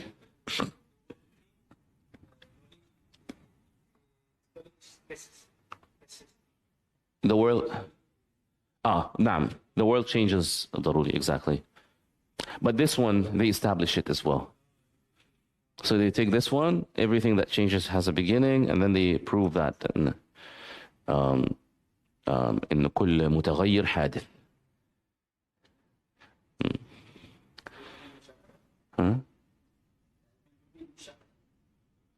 بالمشاهدة, the world changes. But this one is not by observation. You have to prove it إنه you have to prove that كل متغير حادث.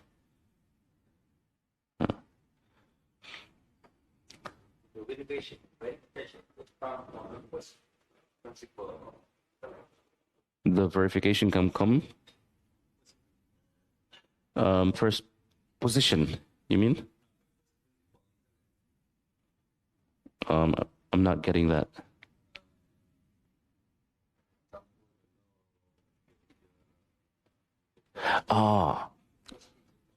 So the first principles, they are this is an example of necessary knowledge. I would not have to prove. Yeah, it's necessarily known. Exactly, perfect. They actually mention in the books of Adab al-Bahth wal-Munadhara, you cannot do a debate unless. Then we can start from al-Badihiyat and move and work our way down to reach a point where we disagree and then examine it. But we have to agree on a common ground to have any debate. If we don't have any common ground, we cannot establish any debate. Any two people debating, they have to come to the debate with premises that both concede. If they don't have any premises that they concede, then it's impossible to have a reasonable debate. It won't be a debate, it'll be like a fight.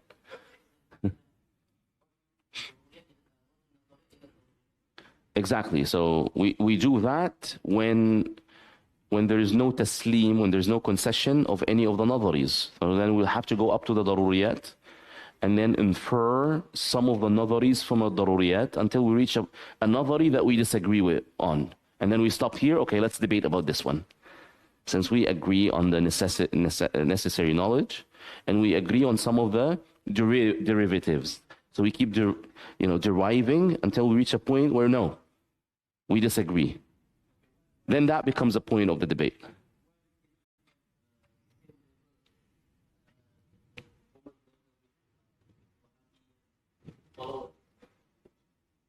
It's not only Wahhabis, it can be anybody. You don't have to have it's not always that you find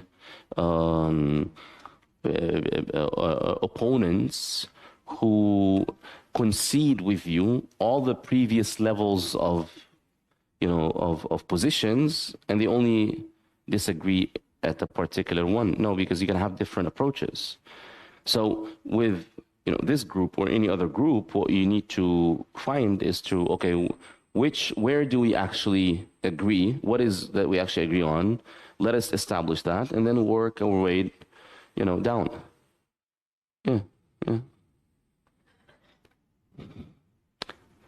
But then there are also, debate is on one hand is about the rules of the debating, but it's also about the skill of the debating. So, for example, the al-jadal or the dialectics for the early scholars, meaning the philosophers, the way they did dialectics was different than the late scholars. To be a true jadali, a true dialectic, is to weave a conclusion that is contrary to your opponent from their own premises.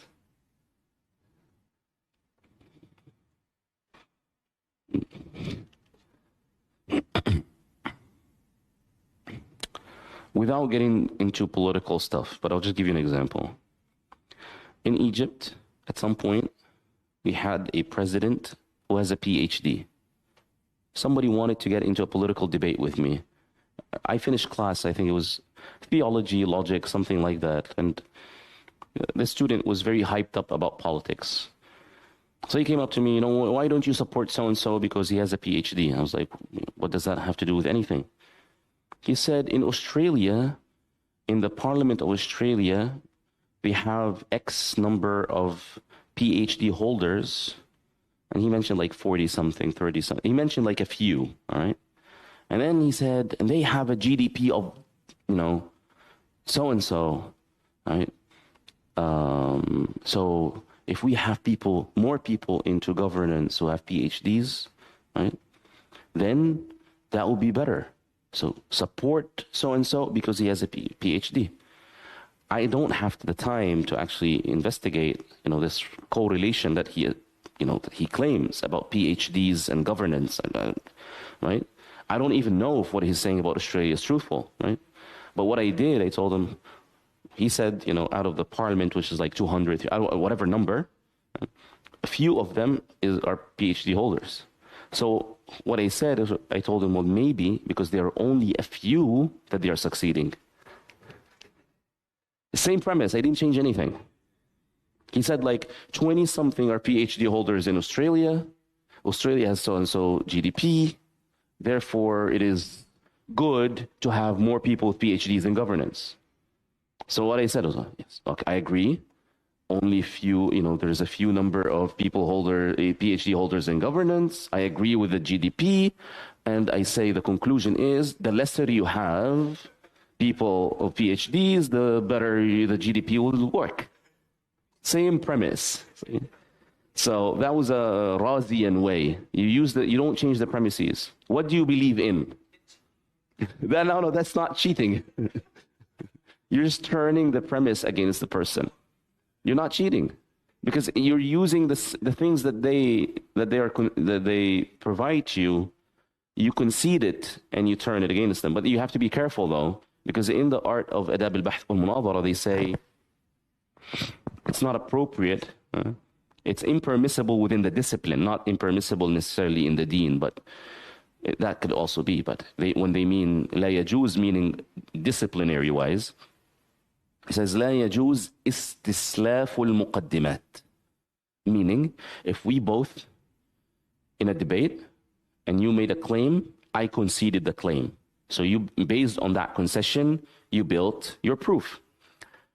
After I see the full picture, I cannot come say, no, I don't concede that first premise. It's not permissible for me to do that. This is when they say, لا يجوز استسلاف المقدمات. You cannot go back, right, to reject or to appeal a concession that you already made. So all scholars usually say, make sure that you don't concede something unless you're 100%, know what you're doing. Otherwise, don't concede it. And there are ways, it's like a court. There are ways where you can delay the concession.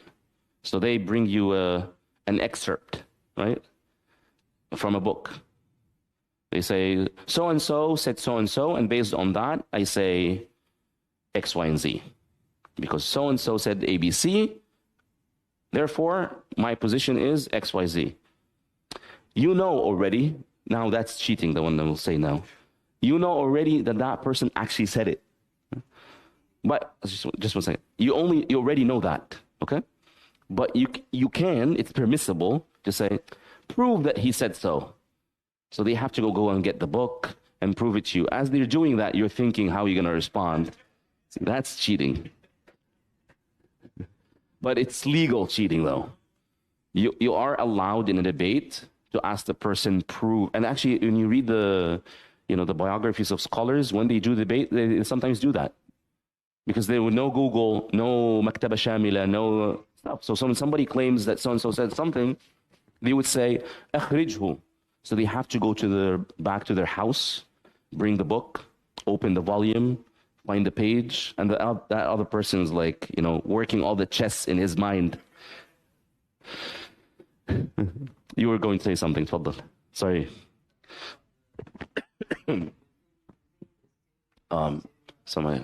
I'm moving here. Huh?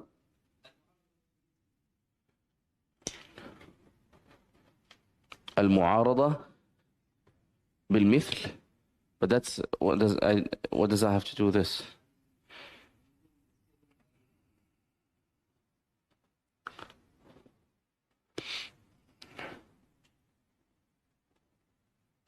No, that's المعارضة بالمثل is not that. المعارضة بالمثل is like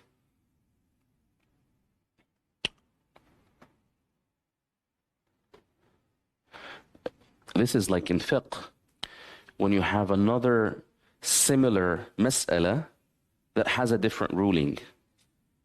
So you're trying to show that what we call in Arabic لا يوجد اضطراد. There's no consistency.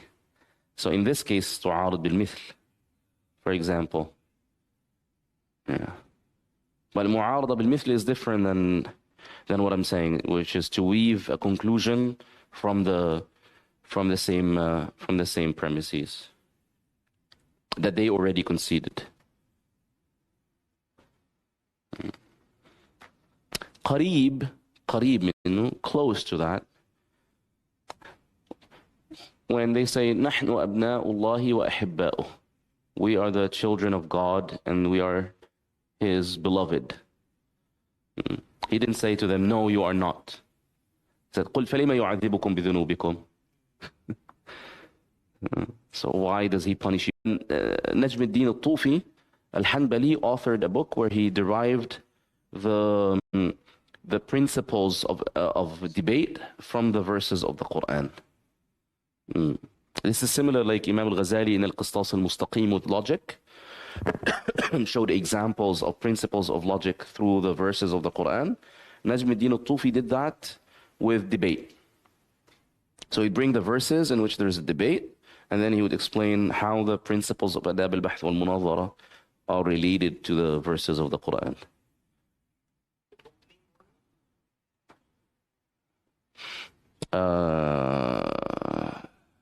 Something al-Jadal fi ilm al-Jadal. I can't remember the...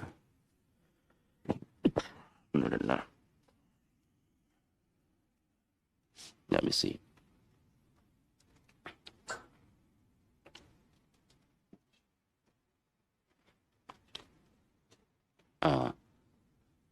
I think علم الجدل في علم الجدل.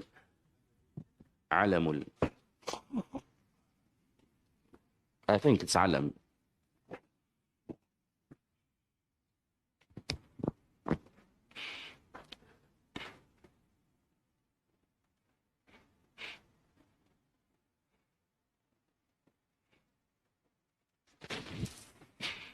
Yes, علم الجدل في علم الجدل has I think about 3 editions. You'll find the PDF of it floating somewhere.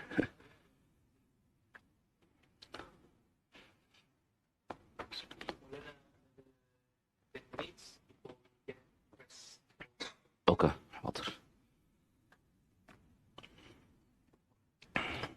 So these are تحقيق and تدقيق, okay? The other levels after that, from tarqiq and tanmiq and so on, these are more the linguistic form of your proof. This is the logical form of the proof, the logical structure of your proof. Then tarqiq and tanmiq, they are more on how you convey your proof, how you present it. So tanmiq and tarqiq and tanmiq, they are more about presentation of the proof.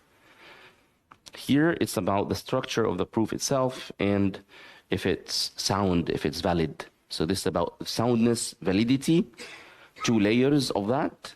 And then you move to tarqiq, which is about word choice. Tanmiq is about how you present it in a composed form. Tawfiq is something that Allah subhanahu wa ta'ala grants you, basically. Now,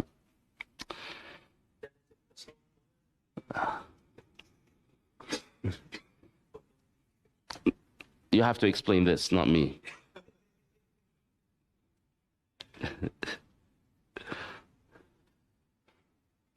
I use the premise against him in a sense. So he said that, this requires tasawwuf. I didn't say no. Yes, but you will do it.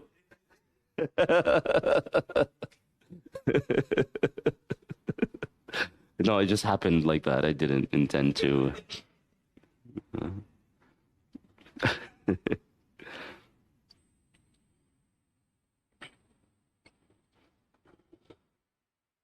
And when the brother asked about the, Wahhabis and so on and so forth, I tried to do this yesterday at Tawfiq and also at the Mawlid that we did at the school at Al-Hamra when we spoke about Mawlid.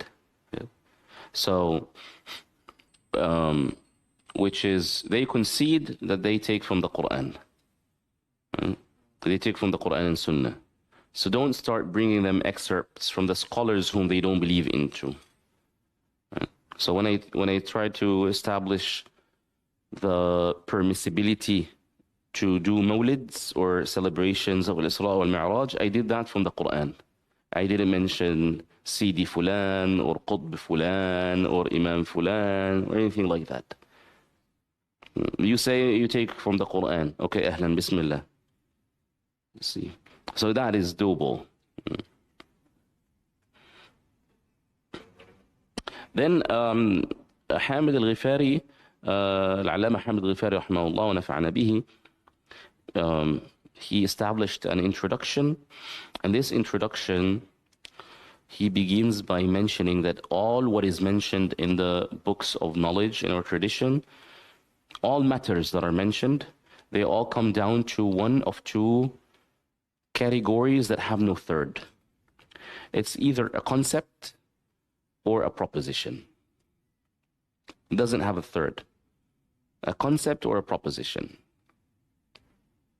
So sciences, fields of knowledge, they're about conceptualizations and propositions. Propositions meaning positions. But a proposition is something that is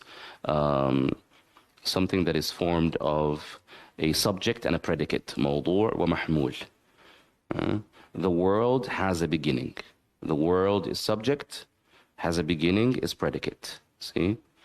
And then we take the subject and the predicate, each one on its own is a concept. What is the world? What do we mean by has a beginning? Like that. This is what we call tasawwur, conceptualization. And in our tradition, this is what definitions are used for. Definitions are used to convey conceptualizations.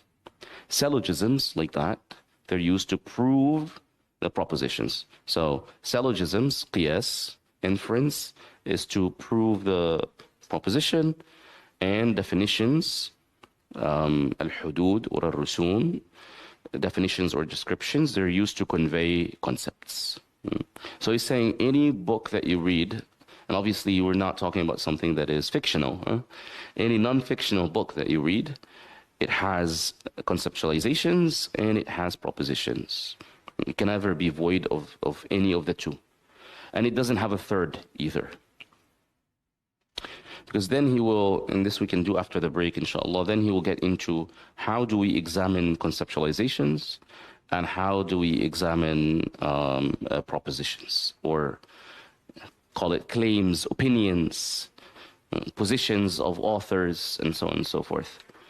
Mortimer Adler speaks about conceptualization. He says coming to terms with the author, which is to understand the terminology of the author. In the modern books, they provide a glossary at the end, or sometimes in textbooks they have the key terms highlighted, automatically printed. Right? You don't have to highlight, and they put boxes where the highlighted word, they have it in bold, and then a definition. Right? Obviously, they do that because they spoon-feed knowledge. In our tradition, if you open any books that are written like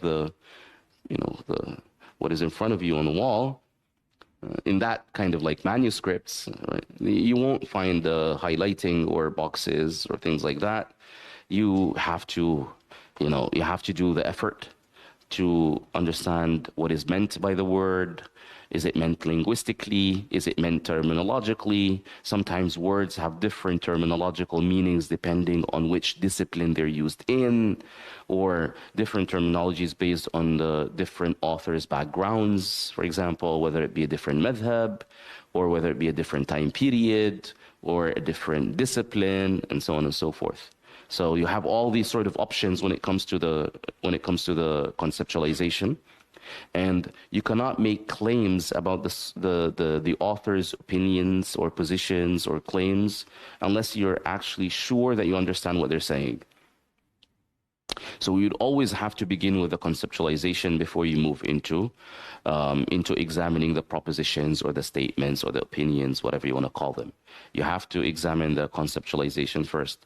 And inshallah, when we come after the break, inshallah, perhaps I can give examples of how, when people are not aware of some of the nuanced terminologies, they can make claims that are laughable because they don't understand the nuanced terminologies that the scholars use. So as I said, in modern works, they put glossary. And by the way, in our tradition, we don't only use, it's not only terminologies of an author, sometimes if it's of a school. So we mentioned, for example, Fawaid al-Makkiyah. So Al-Fawaid al-Makkiyah is about terminology within the Shafi'i madhab. That's not necessarily applicable to the Hanbalis, Malikis, but it's for the Shafi'is.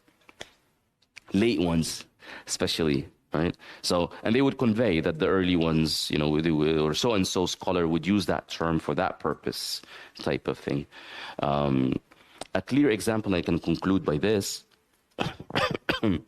If you come to the word, for example, they would say a ruh that comes from the, let's say, that comes from the liver is different than a ruh that comes from the dimagh, the brain. For them, a ruh for the Muslim physicians is similar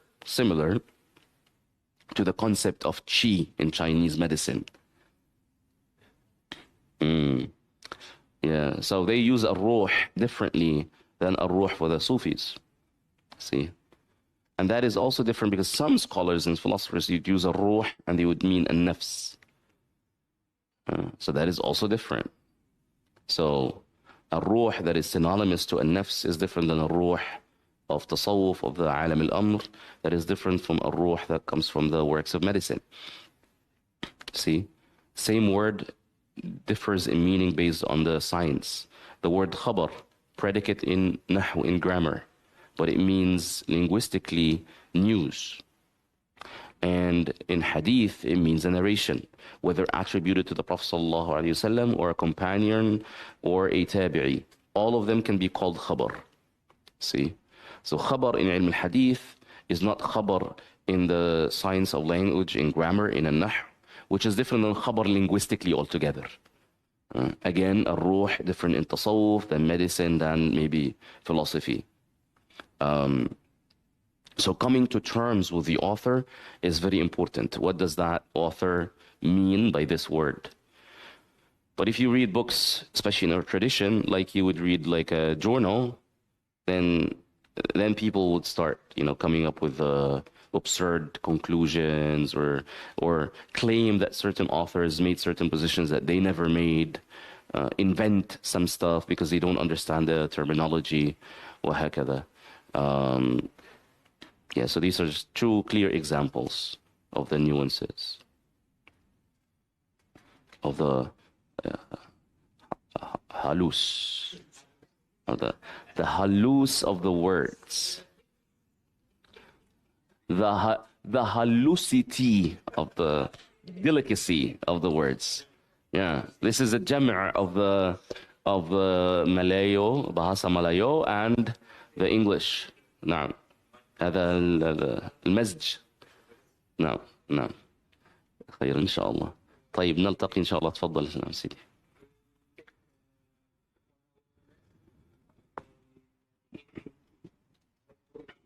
طيب إن شاء الله.